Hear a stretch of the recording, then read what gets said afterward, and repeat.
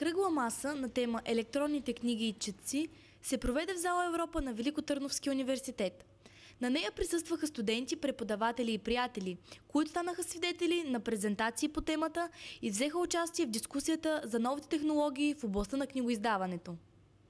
Студентите от специалност книгоиздаване Веселина Димитрова и Радослав Парванов представиха презентация на тема електронните книги – история, развитие, перспектива, четци.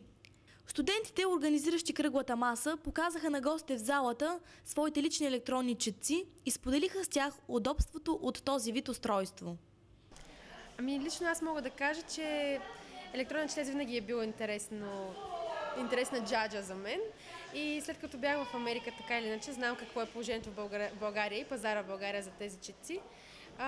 Реших, че ще имам такъв. Винаги съм обичала да чета, без значение под каква форма, и за мен това е една добра алтернатива. Аз чета доста английска литература и в България няма много преводни книги и това беше главното нещо, което ме накара да си купя Kindle, за да свалям книги от интернет. Според вас електронният четец ще замени ли традиционната книга или ще вървят заедно, така да се каже? Конкретно в България си мисля, че нещата ще се случват първо много бавно и второ постепенно, едновременно някакси. Тоест, както има пазар за хартийна книга, така ще има пазари за електронна. Ще има хора, които ще предпочитат едното и хора, които ще си държат на старото. Не мисля, че едното ще измести другото, особено при нашите пазарни условия. Защо не? Аз съм за. Легате на друго мнение. Да.